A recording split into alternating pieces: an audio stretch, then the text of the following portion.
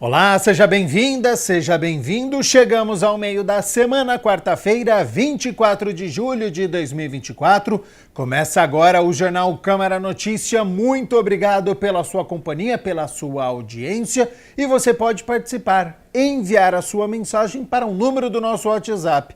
19 é o nosso DDD. Para você que é de Campinas e região, pode ir direto no 978293776.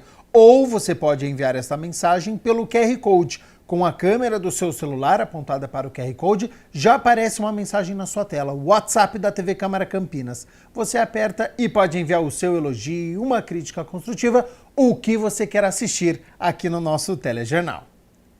Confira a partir de agora os destaques de hoje. Campanha do Agasalho entra na reta final de doações para pessoas em situação de vulnerabilidade.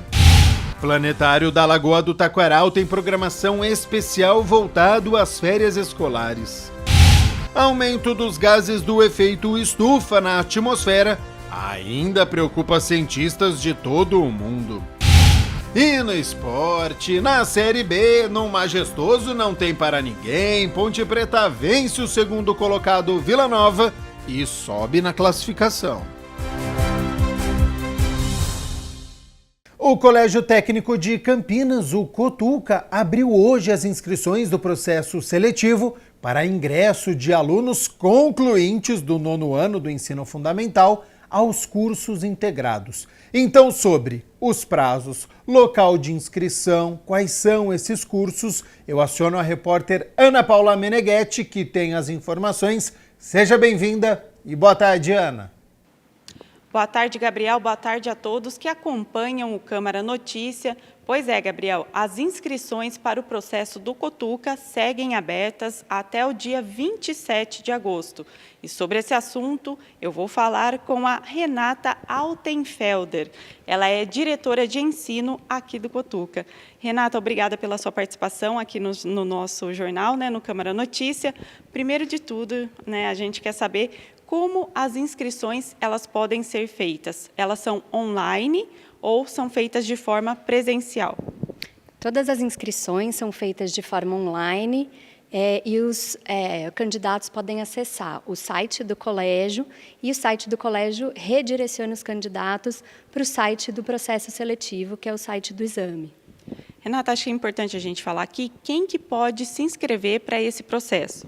É importante a gente ressaltar que esse processo seletivo ele é para os cursos de modalidade A. Os cursos de modalidade A são os cursos em que o candidato faz um ensino médio integrado com o ensino técnico. Então, quem pode acessar esses cursos são os alunos que vão fazer o ensino médio. E, Renata, o horário de encerramento das inscrições, importante a gente reforçar isso aqui para o pessoal de casa, Até as 23h59, não se esqueçam. Do dia 27 de agosto. Perfeito, do dia 27 de agosto. E, Renata, quantos cursos englobam esse processo seletivo?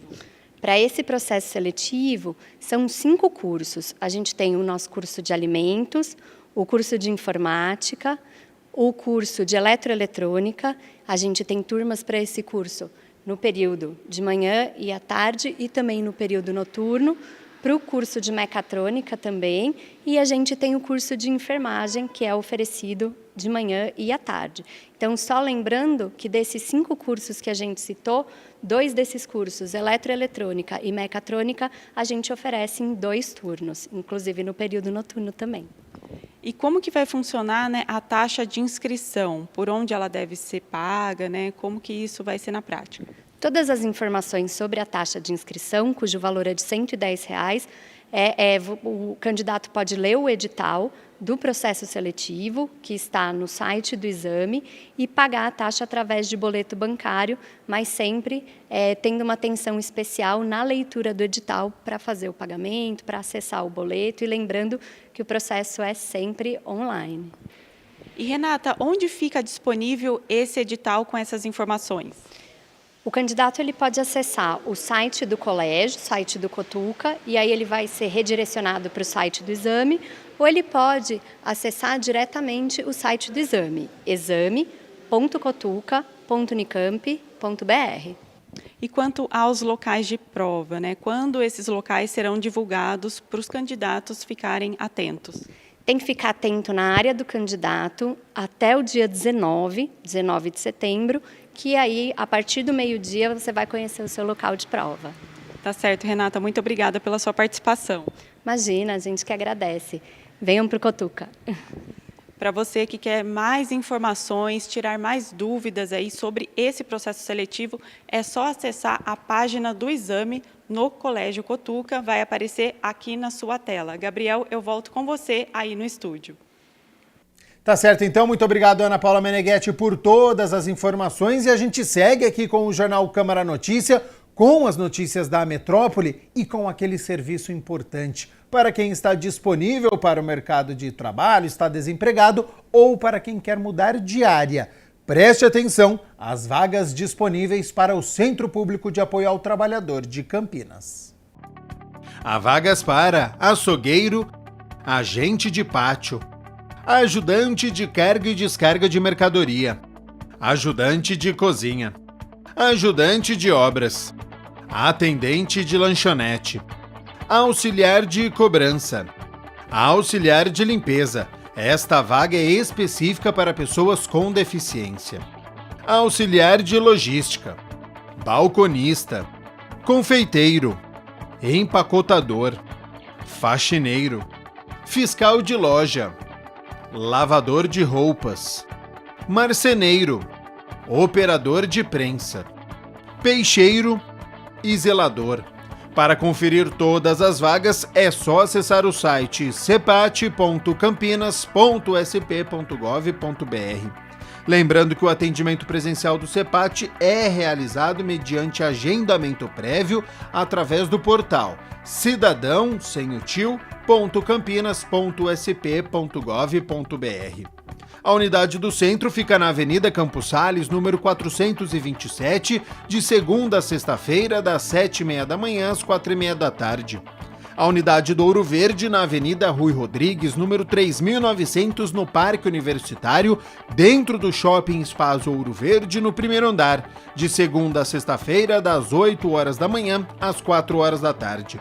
E a unidade do Campo Grande, na Rua Manuel Machado Pereira, número 902, em frente à Praça da Concórdia, de segunda a sexta-feira, das 8h da manhã às 4h da tarde. E a gente segue aqui com o Jornal Câmara Notícia e olha só, a união estável é uma condição de fato, mesmo sem a formalização nas esferas civis, como no caso do casamento. Independente da homologação, o casal passa a compartilhar direitos e deveres e até mesmo bens, simplesmente por serem um casal de convivência pública. Saiba mais sobre o tema no quadro Como Eu Faço. As regras de convivência e o Código Civil se atualizaram ao longo dos anos, visando a garantia de direitos dos indivíduos. Atualmente, a modalidade de união estável para um casal é um pressuposto para todos aqueles que mantêm um relacionamento público, mesmo que residindo em imóveis diferentes. Saiba quais são os impactos de uma união estável para o regime de bens e direitos de um casal no Como Eu Faço de hoje. São dois institutos bastante diferentes, porém hoje muito próximos em relação aos seus efeitos, né? Então, o casamento tradicional é aquele em que as partes optam pelo seu regime patrimonial por meio da escritura pública de pacto antinupcial, depois se realizam perante o oficial de registro civil ou mesmo perante a sua autoridade religiosa, né? E tem ali, então, os deveres e obrigações oriundos do casamento. Para dissolver o vínculo matrimonial, precisarão realizar o divórcio. Já a união estável, ela se caracteriza por uma situação de fato, né? Somente pela circunstância das pessoas se apresentarem perante a sociedade como marido e mulher, né? Somente a relevância que elas colocam no seu relacionamento, no sentido de terem uma convivência pública, contínua e duradoura, com o objetivo de constituição de família, é isso que diz a nossa Constituição e o nosso Código Civil, esses elementos são, por si, caracterizadores da união estável. independentemente de uma determinação mandatória do Estado, né? Então, independente das pessoas comparecerem ou não a um cartório ou a qualquer outro lugar para que se dê publicidade. Ocorre que o fato de não realizarem isso traz, eventualmente, muitos efeitos não desejados pelas partes, né? Então, é importante que se crie a cultura e o hábito de, uma vez desejarem essa convivência pública contínua e duradoura, o fazerem por escritura pública. Porque, nessa medida, elas vão resguardar os direitos entre si, né? Então, todos os efeitos patrimoniais oriundos da união estável estarão ali estabelecidos para as partes, poderão, inclusive, na escritura pública de união estável, escolher o regime de bens que vigorará entre elas, né? E, então, terão mais segurança dentro do seu relacionamento e também perante terceiros. É importante salientar que, hoje, os efeitos da união estável e do casamento, sendo muito próximos, também têm repercussões importantes em sede sucessória, né? Então, hoje, quando a gente faz um casamento ou começa a viver em união estável, a gente traz aquele nosso companheiro ou aquele nosso cônjuge como um herdeiro, né? Um herdeiro, no caso do casamento, um herdeiro necessário, né? Então, para o qual, independentemente do regime de bens, haverá uma repercussão na esfera sucessória, né? Então, é importante que as pessoas, desejando viver em união estável, formalizem, venham ao tabelião de notas. É um procedimento ágil, barato, muito seguro, né? Feito muitas vezes no mesmo dia da requisição, né? E que salvaguarda direitos e que também traz um grande conforto para as partes, no sentido de saber efetivamente a relação em que se encontram.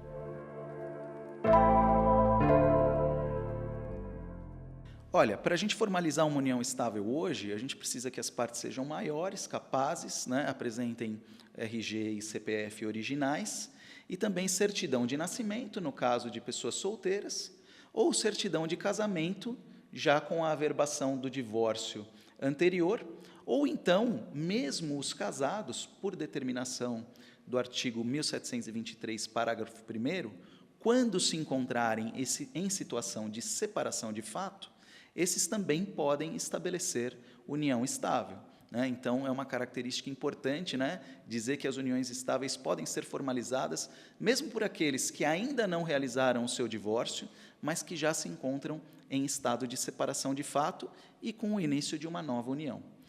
A união estável é muito importante para a repercussão patrimonial, para a repercussão de proteção entre o casal, né, e também para que se dê uma data de início, né, em relação a toda a vida em comum que aquelas partes desejam ter. A dissolução de união estável, ela é possível independentemente de ter sido ou não formalizada a união estável anteriormente, né? Então, vamos supor que as partes não procuraram um tabelião, não tiveram esse cuidado, né, para formalizar a sua união, ela existe por si, né, como uma situação de fato entre as partes. As partes em si podem procurar o tabelião e podem solicitar uma dissolução, mesmo não tendo sido formalizada essa união anterior. É o mesmo valor de uma escritura normal de declaração, o mesmo valor para se fazer um divórcio sem bens, é o valor para se fazer uma união estável, que hoje gira em torno ali de R$500. Isso eu já estou falando com eventuais certidões que devam ser solicitadas, um pouquinho a mais, um pouquinho a menos, as partes vão ter aí uma grande tranquilidade em termos das repercussões da sua união.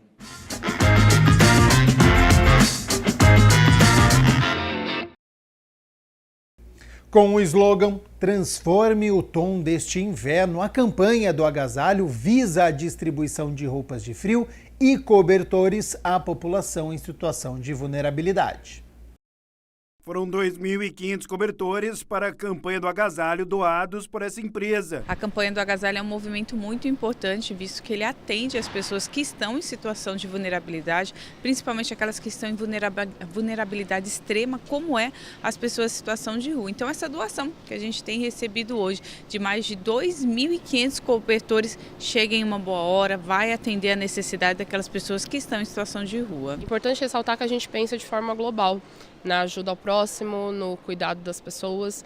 Então, aqui especialmente em Campinas, a gente pensa no cuidado do ser humano, né, em a gente ajudar o próximo, e isso de forma não só para nós, mas para todo mundo, né, que é uma corrente do bem, né, a gente se ajudando, a gente consegue aí, da forma que a gente conseguiu, trazer esses donativos e cuidar das pessoas, que é um dos nossos principais focos. Até o momento, segundo dados divulgados pela própria Prefeitura, mais de 40 toneladas já foram arrecadadas. A Câmara Municipal é um dos pontos de arrecadação. Sim, a gente finaliza a campanha do agasalho no dia 31 de julho, mas já estamos com 45 toneladas de doações. E não só cobertores, nós temos doações de roupas femininas, masculinas, infantis, que vão chegar até as pessoas que precisam. Com o slogan Transforme o Tom deste inverno, a campanha, olha só, visa arrecadar roupas e cobertores que serão doados às pessoas em situação de vulnerabilidade social.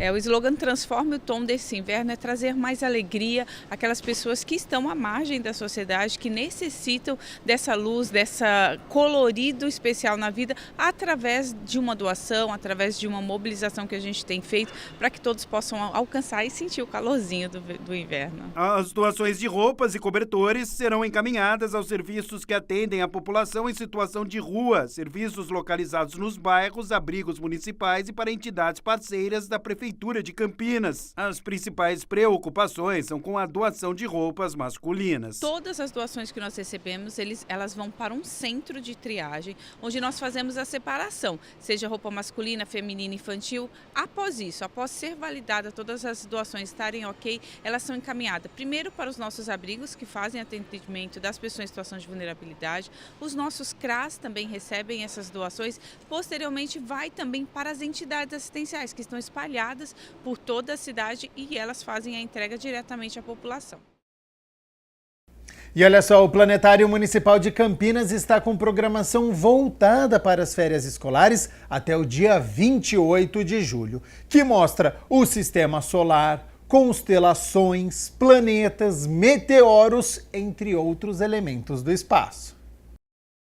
As sessões do Planetário Municipal de Campinas, localizado no Museu Dinâmico de Ciências de Campinas, dentro do Parque Portugal, têm ficado lotadas todos os dias. O motivo é a programação especial voltada para o período de férias escolares do mês de julho, onde os pais aproveitam para levar os pequenos para um passeio diferente e cultural. É a segunda vez que eu venho aqui. Eu já vim com a minha escola uma vez e agora eu vim trazer o meu filho, que é um programa diferente, cultural, né, em plenas férias. Então é um momento gostoso em família e de uma forma divertida e que leva o aprendizado também. É um programa com família, aproveitando as férias deles, para ter um pouco de cultura, que eu acho que hoje está faltando muito, né? É muito importante para as crianças terem noção das galáxias, das estrelas, para o estudo dele no futuro. O que você está mais animado para ver aqui no Planetário? Os planetas. E por que você veio aqui hoje? Para me ver as galáxias. Você nunca veio? Como que é? Nunca vim aqui. Você tá animado? Como que você tá? Tô animada. A curiosidade e a ansiedade tomam conta da criançada. As crianças ficam todas animadas para embarcar nessa viagem para o espaço sideral. Como é o caso da Sofia, de 10 anos, que pela primeira vez vai conhecer o planetário, e também da Isadora, de 6 anos. Tô muito ansiosa para ver. Por quê? Eu queria muito ver os planetas. É especial para fazer feria na cidade, sim? Para cuidar tempo juntos, conhecer novas coisas, experiência para dela e de novo para mim. Você está feliz? Sim, eu estou. O que você está mais animada para ver? A Lua. E é por essa porta aqui que as pessoas fazem uma viagem para o espaço sideral, conhecendo as estrelas e todos os planetas do Sistema Solar. Daremos início daqui a alguns instantes a mais uma sessão do Planetário, que que é o equipamento que observamos no centro dessa sala. É um multiprojetor especial, constituído por componentes ópticos, mecânicos e eletrônicos. Através dele é possível reproduzir o aspecto do céu estrelado de qualquer data e hora, o céu de outros locais da superfície terrestre e simular viagens espaciais. A gente faz inicialmente uma sessão, os 20 primeiros minutos, uma introdução à astronomia, para que ela entenda, para que as pessoas vejam as estrelas. A gente mostre também as estrelas falando sobre algumas constelações, a história das constelações, né? E algumas curiosidades. E depois tem uma viagem para o espaço. Nessa viagem para o espaço, hoje, nessa sessão, a gente está viajando para os planetas gigantes. Então vai conhecer os quatro principais planetas. O planetário conta com uma cúpula de 8 metros de diâmetro e nela os visitantes podem conferir o céu de qualquer parte do mundo, observando mais de 60 constelações e 3.000 estrelas. O planetário, nesse caso, ele é uma sala fechada, né, com 60 cadeiras e uma máquina que é da Zeiss, da Alemanha, foi inaugurado aqui em 1987. Tá bom? Então, desde 87 a máquina está trabalhando e ela é uma máquina, mesmo sendo antiga, ela consegue mostrar muito bem as estrelas e muito bem a parte do céu. Qualquer dia, qualquer horário que você vier aqui no caso, né, e você conseguiria modificar os horários dessa máquina para ver o passado, o presente e o futuro. As sessões especiais de férias têm duração média de 45 minutos e vão até o dia 28, e acontecem sempre em 2 horários, às 2h30 e às 3h30 da tarde. E os ingressos são vendidos na bilheteria do planetário, a partir das 2 da tarde, custando R$ 5,00 a meia entrada e R$ 10,00 a inteira. Olha, é uma viagem que acaba sendo inesquecível, né? Então, geralmente eu pego bastante relatos dos pais que vieram quando era criança. Geralmente eles não lembram do conteúdo, mas eles lembram que foi muito especial. E daí eles trazem o filho. Então, sempre inesquecível para quem acaba vindo uma vez, como criança e até mesmo os adultos para trazer.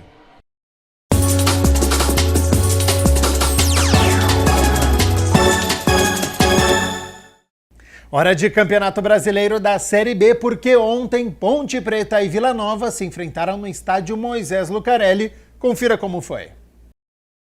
Logo no primeiro minuto, Matheus Regis escapou da marcação e chutou, mas no meio do gol. Em seguida, Elvis, de falta, assustou o goleiro e começou a calibrar o pé. Aos 24, o Vila Nova chegou e com Elias de cabeça, mas Pedro Rocha mandou para escanteio. Até que aos 37 minutos, Elvis cobrou escanteio. A zaga tirou parcialmente e no rebote de longe, de muito longe, Igor Inocêncio arriscou com estilo. A bola fez esta curva e enganou o goleiro. Lindo gol, placar aberto, 1-0 Ponte. O Vila Nova respondeu com Alisson, que saiu da marcação, mas chutou à direita do gol.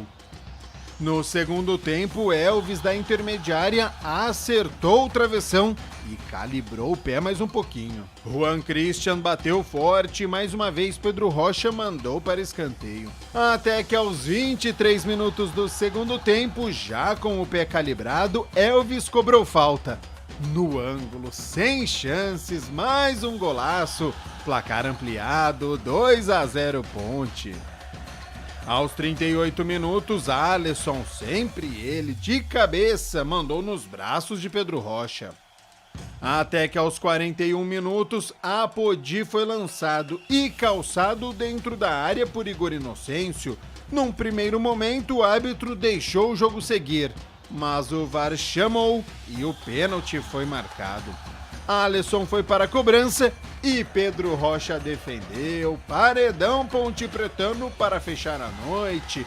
Final no Moisés Lucarelli, Ponte Preta na 10ª posição 2. Vila Nova, o vice-líder, 0. E hoje é a vez do Guarani entrar em campo às 9h30 da noite contra o Amazonas, lá em Manaus. Situação é delicada porque o Guarani não vence há 12 jogos. O técnico Pintado, desde que chegou, 2 empates e 3 derrotas e já é questionado no cargo. E tem problemas para hoje à noite, porque o zagueiro Léo Santos e o lateral esquerdo Jefferson tomaram o 3º cartão amarelo na última rodada contra o Goiás e estão suspensos. O René Santos pode entrar na defesa e o volante Vinícius Yuji pode ser novamente escalado e improvisado na lateral esquerda. Guarani é o lanterna com 7 pontos e o Amazonas está na 15ª posição com 20, a 2 da zona de rebaixamento. Jogo difícil e claro que amanhã a gente conta a história de Amazonas e Guarani. A gente segue aqui com o Jornal Câmara Notícia e olha só, hein? O aumento dos gases do efeito estufa na atmosfera ainda preocupam os cientistas do mundo todo, já que são eles os responsáveis pela permanência do calor emitido pelo Sol dentro da estratosfera. Os efeitos colaterais do aquecimento global vão desde a mudança no regime de chuvas, o derretimento das calotas polares e a subida do nível dos oceanos, além do aumento da temperatura também nos oceanos. Tudo isso a gente confere a partir de agora. É o quadro Giro Ambiental.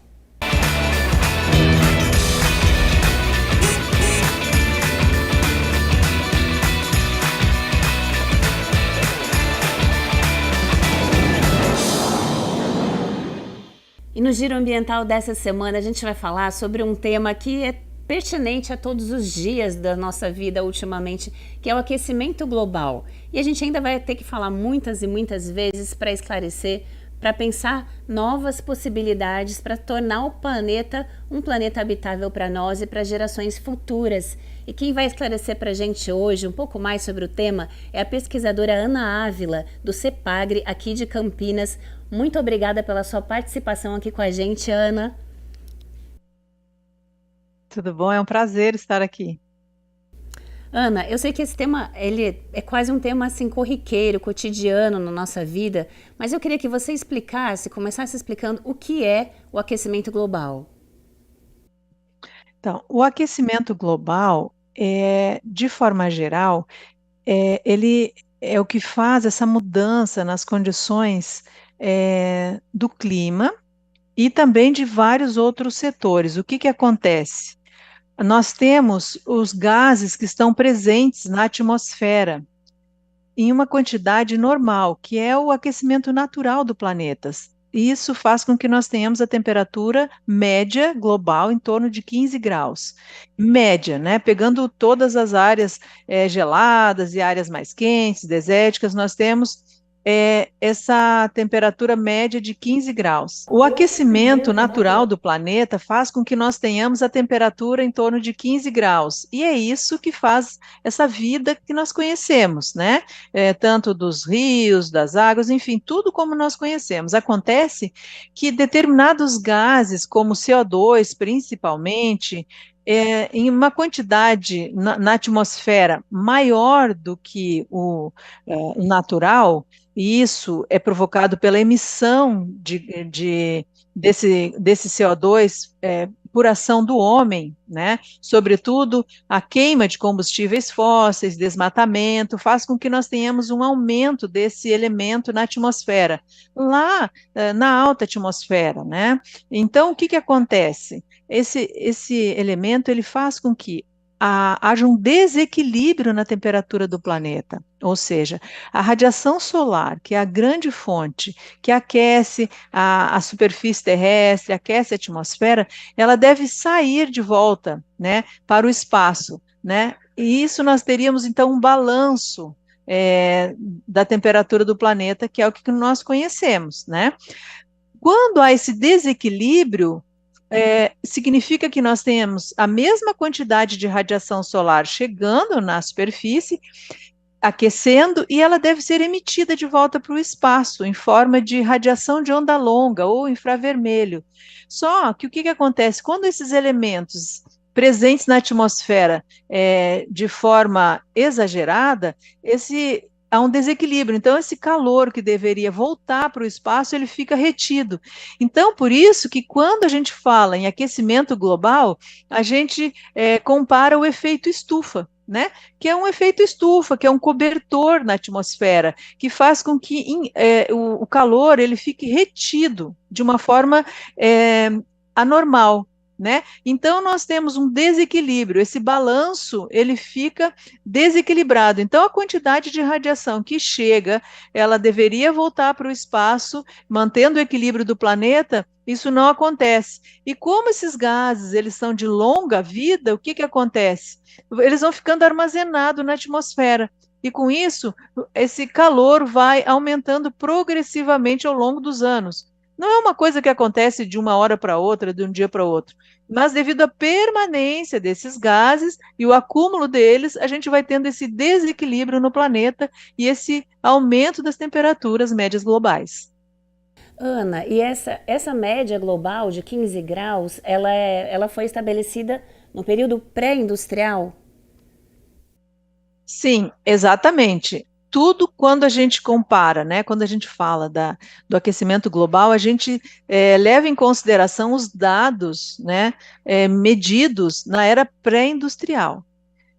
Então, é cientificamente comprovado, né, esse efeito desses elementos na atmosfera, né? Esses gases na atmosfera, eles interagem, fazendo com que haja esse bloqueio da radiação solar, e isso aconteceu, sobretudo, aí após a Revolução Industrial, com a extração do petróleo, a queima de combustíveis fósseis, né, os gás, né, carvão, usado para o aquecimento, e também o uso do petróleo, né, que ele vem fazendo e trazendo esse desenvolvimento econômico ao longo dos anos. Então, nós fomos usando esse petróleo, fazendo essa queima, né, e com isso a gente compara sempre a esse período pré-industrial. E lá em 72, né, acho que foi a primeira grande convenção que se discutiu isso em Estocolmo, já falavam que era necessário algumas mudanças, né? A gente conseguiu evoluir alguma coisa de lá para cá? Então, é um desafio muito grande, porque quando, inclusive a palavra, né, mudanças climáticas, a gente pensa que é uma coisa muito para frente, para o final do século, e é um desafio muito grande, em todos os aspectos, sobretudo os aspectos políticos, que tomam as medidas, as políticas, para evitar que a gente continue emitindo esses gases na atmosfera, de forma desenfreada, né? Então, os países que mais poluem, né, Estados Unidos, China, eles não tomam medidas que deveriam ser tomadas, né? Então, com isso, eles continuam emitindo numa quantidade muito grande, mas alguns países, sim, têm feito, né, medidas para evitar essa emissão, né? Inclusive o Brasil tem tido políticas, né, no sentido de reduzir a emissão de CO2. Um dos principais emissores, né, do CO2 no Brasil é a questão do desmatamento. Os incêndios também, eles favorecem muito essa questão, né? Os incêndios, eles têm sido muito provocados pelo homem, né?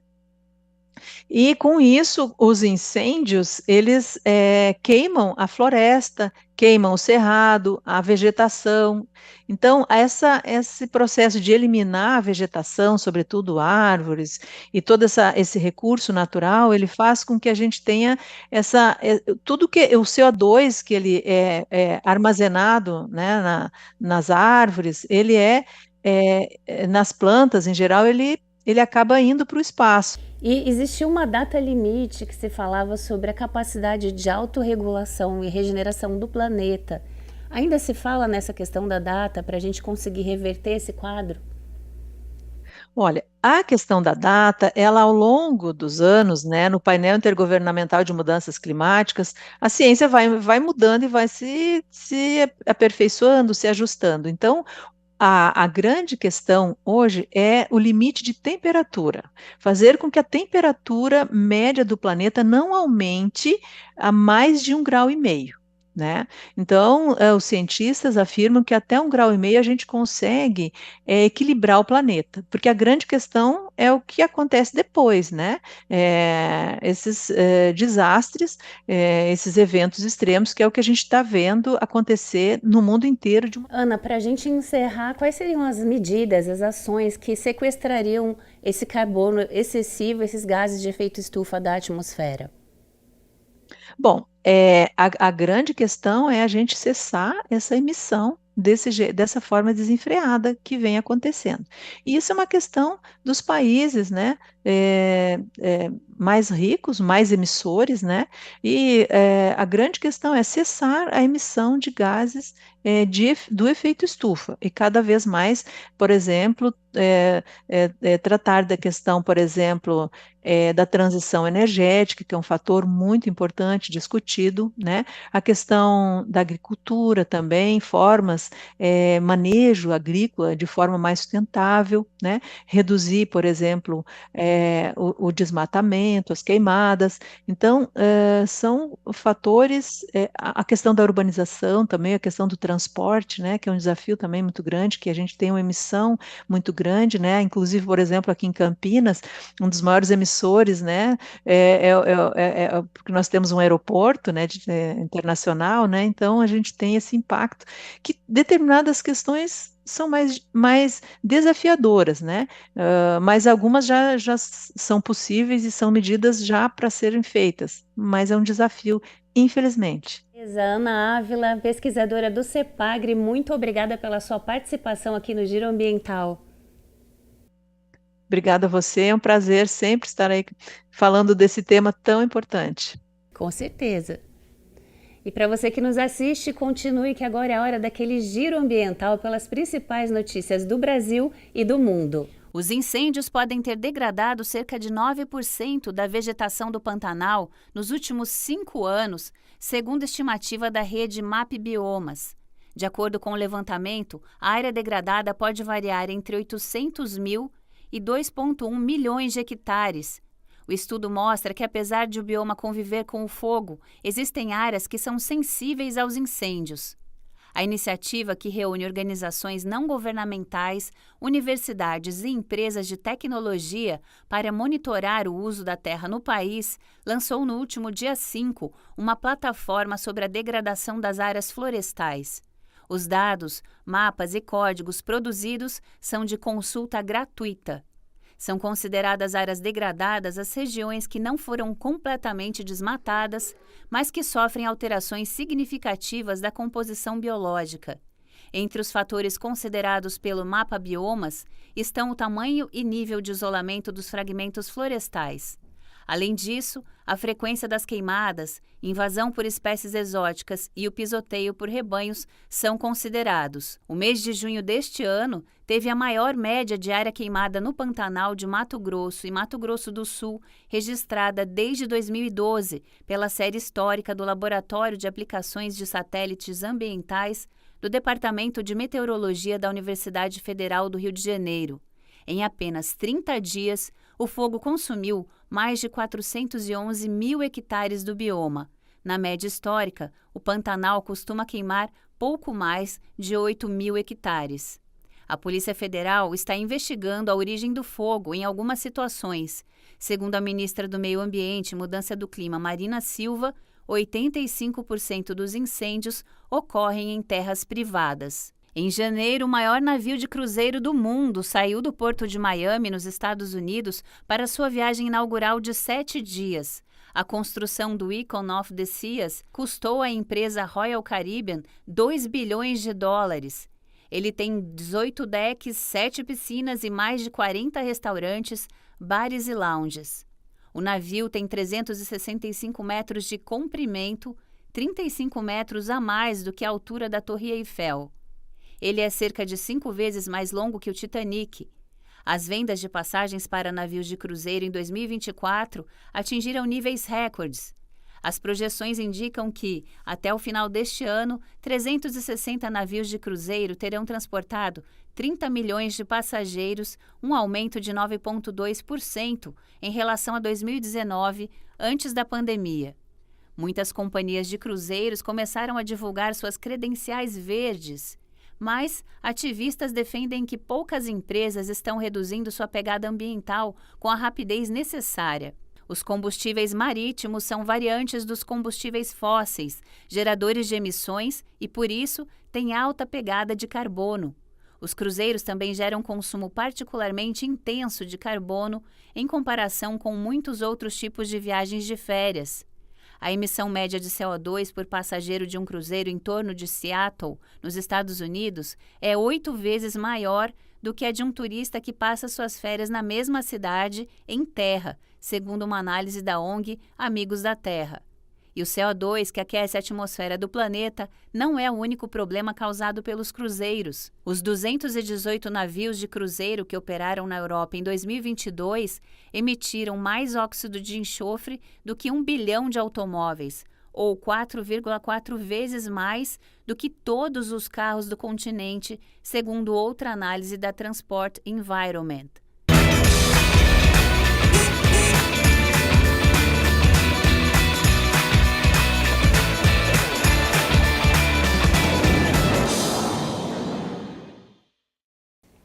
E hoje nós vamos mostrar o trabalho daquele ou daquela que analisa o terreno, a finalidade da obra, o tamanho, material necessário e os custos. A partir de agora, arquiteta no Se Liga na Profissão.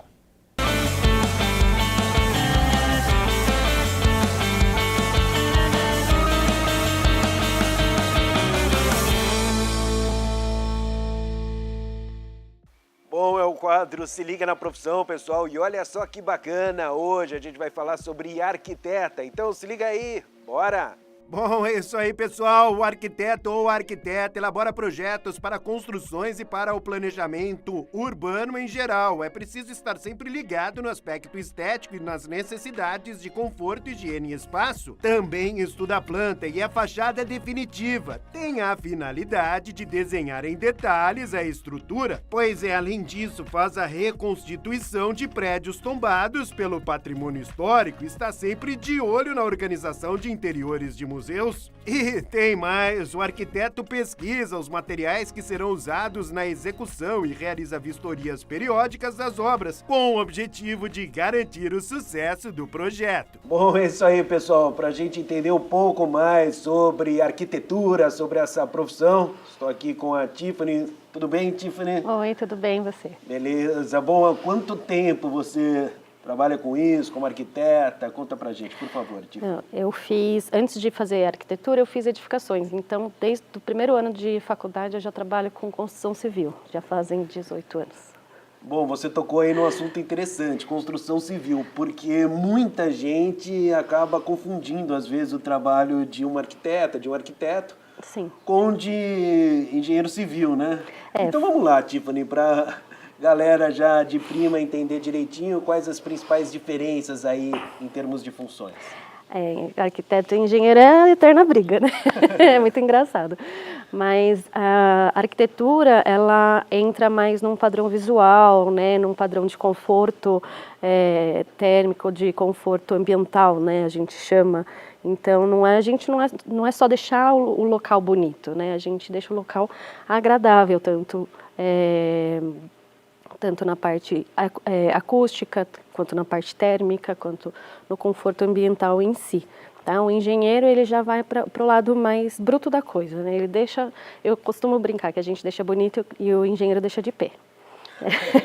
Acho que é mais fácil da gente entender então, assim. O arquiteto, no caso, a função é dar aquele talento, deixar bonito e tudo mais, até em termos de decoração também, né? Também. Né? A gente tem uma gama gigantesca, né, na arquitetura, né? O meu foco maior é decoração, é conforto ambiental, né? E hoje eu também estou indo para um lado de construção, mas é um sistema construtivo relativamente novo, né? É algo mais tecnológico, e tecnológico também, né? Que chama Light Steel Frame. Eu estou estudando há muitos anos sobre essa técnica inovadora e a gente está tentando aí entrar no mercado, mas ainda não é muito fácil. Bom, você citou aí, não é? E quais como que é o mercado de trabalho? Quais os locais onde um arquiteto pode atuar? O arquiteto ele pode atuar no âmbito ambiental. Ambiental. A gente pode atuar na construção em si. Um arquiteto ele pode também gerenciar e administrar a obra, né? Na parte junta ao lado do engenheiro. O arquiteto ele entra também na parte de decoração, entra também na parte de acústica, por exemplo, se você quiser fazer um auditório, um cinema. Olha então só, a gente precisa o arquiteto tem essa expertise de saber como que funciona toda a reverberação do som, toda a parte de acústica nesse sentido. O arquiteto ele pode ser responsável tecnicamente por obras até 3 pavimentos, mas se for térreo, a gente não tem limite de responsabilidade, vamos dizer assim. A gente é capacitado a fazer o cálculo estrutural também, mas não é tão a gente não é tão aprofundado quanto para o engenheiro, né? Então a gente acaba levando isso, deixando essa parte de estrutura, de cálculo para o próprio engenheiro. A gente tem 1 milhão de coisas assim. Pois eu imagino que o arquiteto, né, Tiffany, tem que estar sempre se inovando, sempre. Né? Se atualizando, enfim, estudando mesmo. Porque as coisas vão mudando, as coisas vão evoluindo e tudo mais. E há inúmeros, imagino eu, sou leigo na área, evidentemente, mas imagino que haja inúmeros conceitos, né, nesse ramo de arquitetura. Como que é isso, Tiffany? É sem fim, é um ciclo sem fim, a gente tem que estar sempre se renovando, porque o mercado, ainda mais hoje, né, com internet, com Facebook, Instagram, essas informações que correm muito rápido, a gente tem que estar inovando o tempo todo, a gente tem que estar mostrando diferencial o tempo todo, então a gente tem que sempre estar linkando, principalmente em coisas que estão chegando agora, né? Então a gente tem que estar atualizando tipo de material que tem, tipo de isolamento, tipo de acabamento. Então, assim, todo ano a gente tem a Revestir que vem com tudo, com novas tendências, com novos materiais. Sempre tecnologia nova, coisas relacionadas à área de lazer também, que é um foco muito grande que o pessoal brasileiro tem, né? Então, assim, o brasileiro ele gosta muito de uma área de lazer, churrasqueira e tudo mais. E né? gosta do conforto, não tem? Porque ficar no calor ninguém quer, ficar no frio também ninguém quer. Então a gente tem que sempre estar. Né? A gente tem que sempre estar com essas tecnologias. Até na própria piscina a gente tem pontos que coloca iluminação, pontos que coloca. Porque a piscina acaba sendo, quando está frio, acaba sendo uma decoração, né, no seu quintal, porque aí tem os efeitos de iluminação e tudo mais. Então também tem toda a parte de iluminação, é uma coisa também que a gente tem que estudar, assim, toda semana lança alguma coisa nova. Então a gente tem sempre que estar por dentro de tudo, de tudo mesmo, em relação a essa tecnologia. Toda a parte de automação também é uma coisa que muda muito rápido, que aumenta muito rápido as coisas. É bem trabalhoso, né, vamos dizer assim. Como é o dia a dia de uma arquiteta? Pela manhã, normalmente, eu passo nas obras que eu faço acompanhamento, né? Depois eu volto para o escritório, né? Resolvo, às vezes tem reunião com o fornecedor, às vezes tem que ir com o cliente até a loja para escolher acabamento, para escolher mobiliário, para escolher decoração. Eu tenho toda uma equipe de projeto, então tem um pessoal que faz toda a parte executiva, mas quem faz toda a concepção dos projetos sou eu hoje, né? Então eu terceirizo, eu tenho uma equipe terceirizada que faz toda a parte de detalhamento para a gente mandar para construção, e é uma loucura. Tem dia que dá tempo de tudo, tem dia que não dá tempo de nada. Ainda tenho uma filha de 8 anos, que aí eu tenho que conciliar no meio do caminho, buscar na escola, levar não sei onde, pegar e... bem como corrido. está o mercado? O pessoal assistindo ao quadro, se liga na profissão, olha lá a Tiffany falando, gostei, legal, show de bola, achei bacana, me interessei. Como está o mercado? É um mercado que precisa de profissionais para trabalhar? Como é que é isso, Tem Tiffany? cliente para todo mundo, em todas Olha as aí, áreas. pessoal, que legal. Tem, Tá vendo? porque principalmente aqui na região de Campinas, está saindo um condomínio atrás do outro, tanto horizontal quanto vertical. E a gente sempre tem cliente para todo mundo. tem cliente para todos os gostos, todos os tipos, todos os tamanhos de casa, todos os padrões de casa. Todos então, os assim, bolsos? Todos os bolsos, tem. Desde do arquiteto que trabalha online, né, que faz projetos rápidos. Hoje tem muito também e eles têm bastante trabalho. É uma área legal para quem está começando, né, para quem está se formando. Olha que bacana, que boa dica da Tiffany. Trabalhar de forma totalmente online e fazer projetos rápidos, né? Preciso reformar minha casa, mas meu quarto, mas eu não quero pegar um arquiteto e ir na loja, não, eu quero um negócio pronto para a semana que vem. Então tem bastante gente fazendo isso, que é bem bacana. E tem as coisas mais elaboradas, né? Que aí envolve a construção de uma casa, aí entra toda a parte de prefeitura, né? Toda uma documentação que não é fácil. Não é fácil, né? A prefeitura é muito criativa, tem muita coisa, né? Tem muita área. Tem gente que só faz regularização de casa, por exemplo, que só trabalha com essa parte burocrática. Tem gente que só faz decoração, tem gente que vende móveis, tem muitas lojas que contratam arquitetos para o comércio, para comercializar, porque é um know-how que a gente tem, né? Tanto de noção de espaço, de tamanho, né? De cor, de tendência. Então tem muita o mercado está assim, tem muita coisa. Quais os principais desafios da profissão? O cliente. O principal desafio é lidar com as pessoas, porque Cada um é de um jeito. E a gente acaba sendo um psicólogo também, né? Porque às vezes o casal briga na sua frente, aí você tem que estar lá. Faz parte da profissão, né? Tem gente que vem para...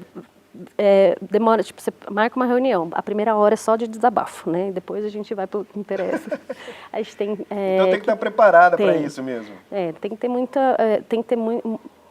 tem que ter uma...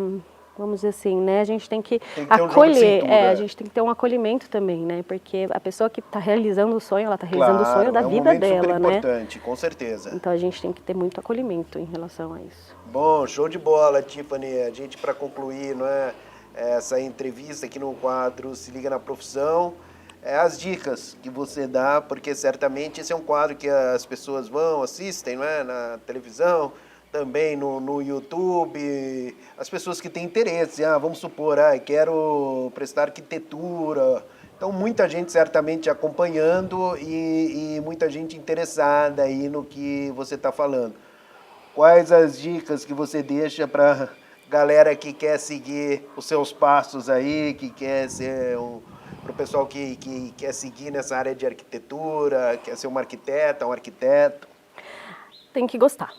Primeira coisa. Ser apaixonado, porque se você não entra na faculdade apaixonado pela profissão, você não sai da faculdade. É muito difícil. Porque é um curso difícil. É um curso difícil, é um curso caro, né? Se você não conseguiu entrar numa Unicamp, numa USP da vida, um curso não é barato. Então, né, a gente tem que conciliar muitas vezes trabalho com a faculdade, são trabalhos manuais, e são trabalhos difíceis, e o professor manda refazer, e se você não é apaixonado, você não sai nem da profissão. E depois vem o mercado de trabalho para te amacetar. Então, assim, a dica é, você tem que ser apaixonado, você tem que ter foco, né? Eu quero ser arquiteto. Então, se você quer ser arquiteto, você tem que focar muito, porque para desistir é 2 minutos. A gente, na faculdade, começa com 40 pessoas e forma 13, 15. Nossa. Só para você ter uma ideia. Então, a minha sala começou com 45, a gente se formou em 12, em 5 anos. Então, assim... então tem que gostar mesmo, né? Tem que gostar, é um trabalho maravilhoso. É lindo você ver no olho do seu cliente... É prazeroso. A satisfação, paga muito mais do que o próprio dinheiro, assim, né? Mas a dica que eu dou não faça por dinheiro, faça por amor, porque senão vocês não vão conseguir. Valeu, muito obrigado, Tiffany. Eu que agradeço a oportunidade. Bom, é isso aí, pessoal. Já sabe, né? Se liga na profissão. Tchau.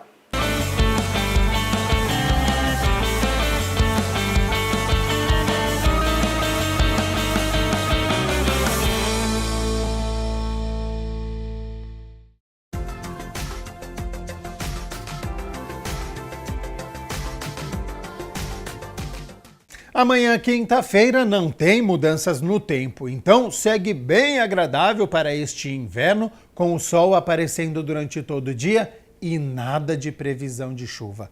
Vamos às temperaturas então? Mínima de 13 graus, cedinho e também à noite. Ao longo do dia a temperatura sobe, podendo chegar aos 28 graus aqui na cidade de Campinas. O Jornal Câmara Notícia fica por aqui. Muito obrigado pela sua companhia, pela sua audiência. Continue na nossa programação e eu volto amanhã na quinta-feira a partir do meio-dia. Até lá. Tchau, tchau.